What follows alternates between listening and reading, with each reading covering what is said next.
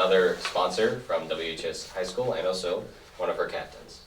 Would you two please introduce yourselves? My name is Miss Walsh. I teach English and coach the speech team here at the high school.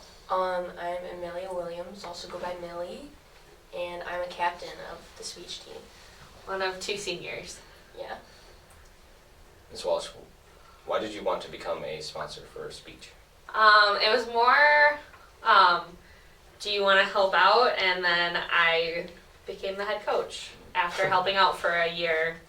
I'd never done speech before, and so when the previous librarian and the previous head coach had asked me, do you want to help out? I said, sure, why not? And then these band of weirdos have never let me go. And we never will. Can you describe what a typical meeting or practice looks like for your group or team? Yeah, so we don't usually meet all together. Individual kids will practice their events once a week usually.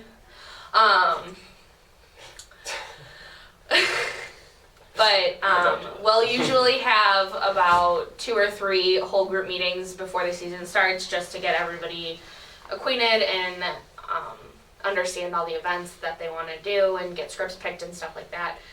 And then once a week, depending on kids' schedules and my schedules, I meet with each kid and practice their event and their script and go over critiques. I guess we can go back a little bit. Amelia, why did you want to become a captain for speech? Well, I think it was less, did I want to, and more seniority, and Walsh had asked if a couple of us seniors wanted to help coach our events, and while Channing and I are the only ones that really stuck with it, so, It just kind of happened. It just kind of happened. Are there anything that you want to add to meetings, how they work? It's a lot of your own schedule, you pick the meetings, it's kind of less, you pick it, so it's very, dependent on you, For both of you, how do you view the relationship between academics and extracurriculars? I think, especially with speech, curricular and this particular extracurricular go very hand in hand. Speech develops a lot of speaking and listening skills. To be a good participant, you have to speak well as listen well. So you've got to be a good audience member when your competitors are also speaking. Mm-hmm. Yeah, I agree. Unless you're in radio, then you don't have to listen to anyone. Oh, true. True. True. What are your core values as a sponsor? I really like to push beyond just winning medals, because we are a team. We don't just meet and talk for fun. We do compete, and we are a pretty competitive team for the size of our school.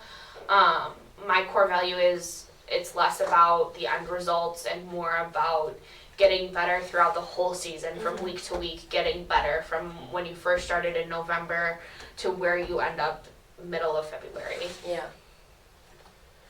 All right. How do you normally develop a community around your team? Well, there's Nelson. He is our mascot. He is a magical narwhal. And I get to send him home with something new I started this year. I sent him home with the top placing person or act each week. So it's nice that they get to see him at practice until competitions start. And because I like to use a lot of different focal points for kids to present their speech to, because apparently I'm really funny and make everyone laugh. Funny looking. Oh! This is on YouTube forever now. Oh, I can't wait. So a lot of just making it fun for everyone involved. Public speaking can be really scary, and I know that very personally. So just trying to make sure that the kids are comfortable with me and with their material as well. How do you normally get new students, like freshmen, into speech? I bully them. I do too. I will go up to people and be like, join speech, join speech, join speech, until they do. And then And I mean, it works. it works. How do you think I got Gracie to be my partner last year? I bullied her. No, I don't actually bully children. I do like a lot of Positive time. peer pressure. A lot of time, freshmen are really scared, especially of public speaking, and usually, if I can get one of their friends to do it, they will generally bring a gaggle of them with. The question is keeping them involved. A lot of times when kids don't see success immediately, they get really discouraged. So I really try to push the growth, not results mindset with speech. I feel like this wasn't really explained well in previous questions, but what does like the competition in itself look like? So the competition is generally Saturdays from the beginning of December through the middle of February. We just finished our season last weekend with sectionals. This weekend is state, so like obviously it does continue on after sectionals if you make it. But Saturdays we generally get on the bus about 6:37 and go to Sometimes earlier. Sometimes earlier if we're going farther away. And we'll be at the school. Generally there's 2 or 3 rounds of competition with the option of finals at some meets where you have to score high enough to break into these finals, and then at the end of the day they give awards to the top 6 scoring events, or top scoring entries in each event. There's 14 events in IHSA speech, and so we generally come away with some medals every weekend, sometimes not. And what are these different events, different things that kids can do? So there are some acting events, which Amelia does. She did dramatic duet acting. There's also a humorous duet acting. And then there's different interpretation events where you take a script and you interpret it as a solo actor. There's some reading events where you pick a piece of literature and you like read it. There are limited prep events like Evan does. Radio, he gets 45 minutes to prepare a 5-minute radio broadcast. There's also impromptu speaking where you get like 2 minutes to prep a 6-minute speech. There's extemp where you get 30 minutes to prep a 7-minute speech. And then there's the like normal speaking events where there's like info and like persuasive speaking and declamation, which is like a speech that already exists. And then there's a special event for regionals and sectionals and state called Performance in the Round for students that aren't in an individual event. All right. What approaches do you take, both of you, when a team is struggling, or if there's just a lack of enthusiasm? I try to make it fun. Try to like switch up the script a little and try to bring new ideas to get kids more invested in their current script rather than just picking a new event or a new script. Or sometimes mid-year you've got to like change lanes and pick a different event because the one you chose isn't working for you. Yeah. Well, when people get bummed out, you just gotta like support them, like not like your worth isn't based on your rank. I like to say that a Yep. lot. Yep. How do you normally manage your team? How do you mean? Like during practices? So a lot of times I will have kids run through their script all the way through without any interruptions, and then there are some days where we spend the entire half hour running through the script once, and I stop them every time I want to make a tweak or they could have done that sentence differently or better. And then like a lot of time practice for speech is less about like running drills like you would in basketball or football, and more about working on your delivery. And so I match their effort. So if a kid comes to practice that day and they're not really feeling it, then I'm not going to sit there and make them Try to feel it. because I'm not going to get the best results out of them if they're not self-motivated. There's definitely days where it's just like we're not feeling it, and it's like we talk in like Yeah, we'll run it a couple times and like we'll come up with ideas, but like not every time. It's like a Yeah, it's not always like a total rework session. Right. Do you have any off-season expectations? Not really.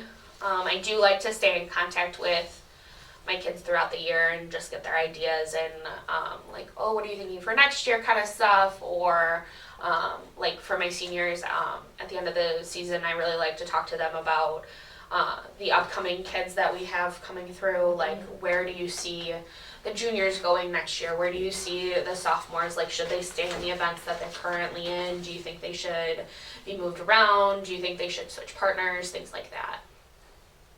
So there's not really an off season, but I do like to say when we have our interest meeting in like September, August, if you know what event you're gonna be in, you need to start working on your script immediately. All right. Now for the fun part. What? How do you handle criticism? I don't. Well, so speech is all about criticism. So true.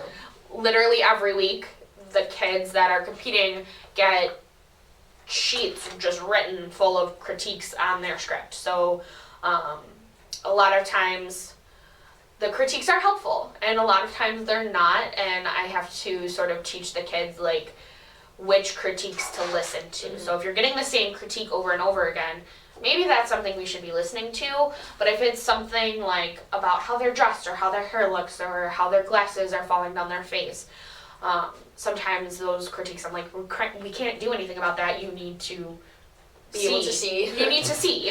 You can't mold, like, yeah. Like, there are just things that somebody's going to find issue with at all times, and that's something that we can't always change.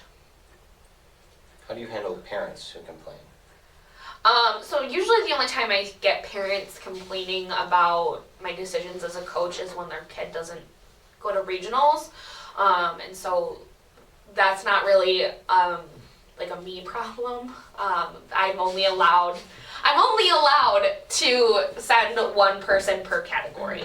So I can have at maximum 14 entries to regionals. So if your kid is a second or third in an event and they haven't been doing as well as the person that is going to regionals, it's not about your kid. It's about, I have to follow the rules of IHSA. Okay. Also, sometimes it's just like seniority. Like, if we have Right. a senior and a freshman, the senior's gonna go. Right. For example, this year in poetry, we had a freshman in poetry and we had a senior in poetry. And since it was Amelia's last year in speech, like, we're gonna send the senior because freshmen very rarely make it out of regionals. Very, very rarely. All right. Well, that's all the questions that I have written down. We have some time left still. Okay. So I think we can move on to just questions about you as a teacher. Is that Okay. all right? That's fine. What made you want to become a teacher? I was sitting in my 7th grade language arts class and our teacher was giving us a spelling test and she was really, really old and I was like, man, I could do such a better job than her. And then I decided that I'd be a teacher. Nice. Like, that's just a very vivid Just that like one. memory in my brain of This woman's Mrs. nuts. Henderson, Oh. 7th grade, Name drop. Morris grade school. I don't know if she's still alive. To be totally honest she with can you. find She was us. like really old. She Well, was like, she retired that year. Like, she Find was. this. You are the reason. That Sorry, we got Mrs. Henderson. this. You were a good teacher.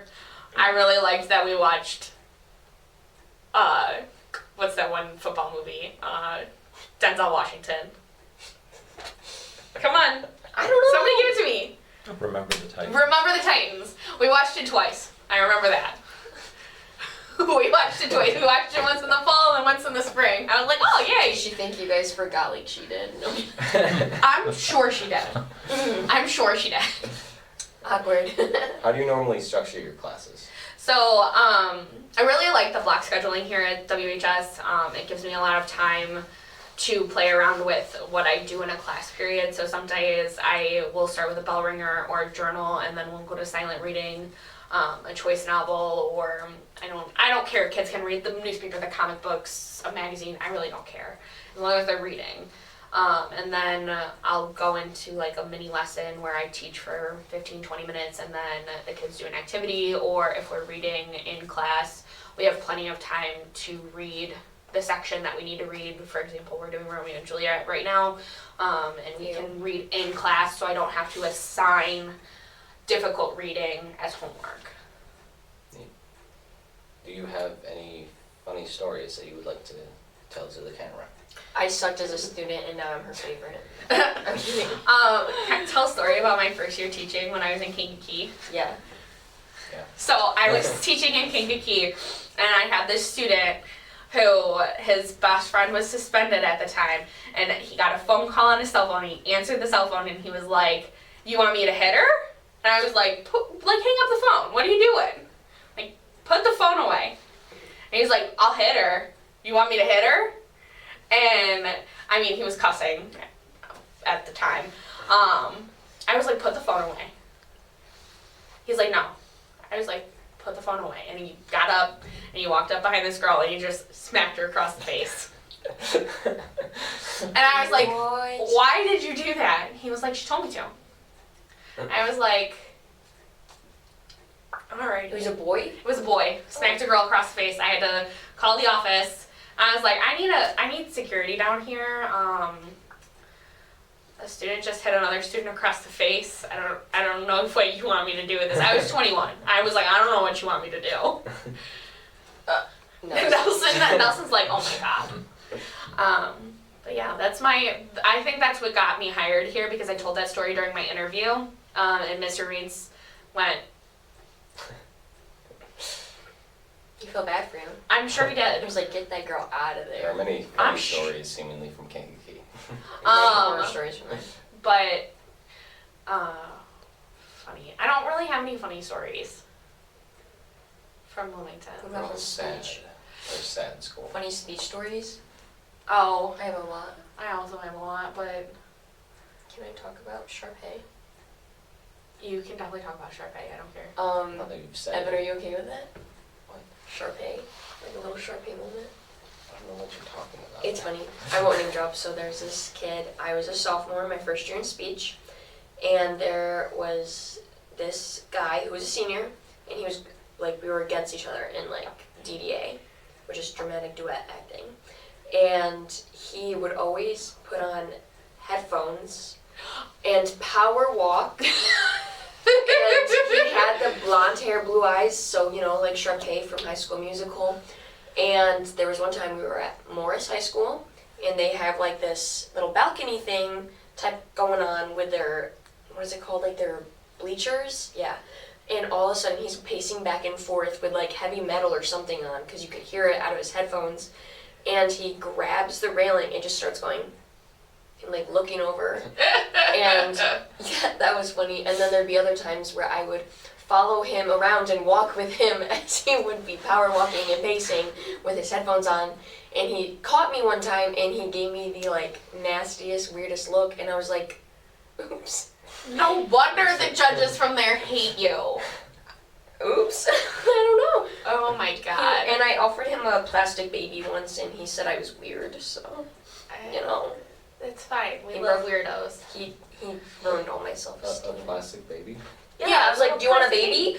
Oh, that's also my favorite, is like I think this needs watching the kids interact with the other schools and the other competitors is always really fun, because you can definitely tell which kids like making friends. Yeah, Well- we have a lot of friend stories. For the first time, probably the second time actually, that we do one of these interviews, we've run out of time.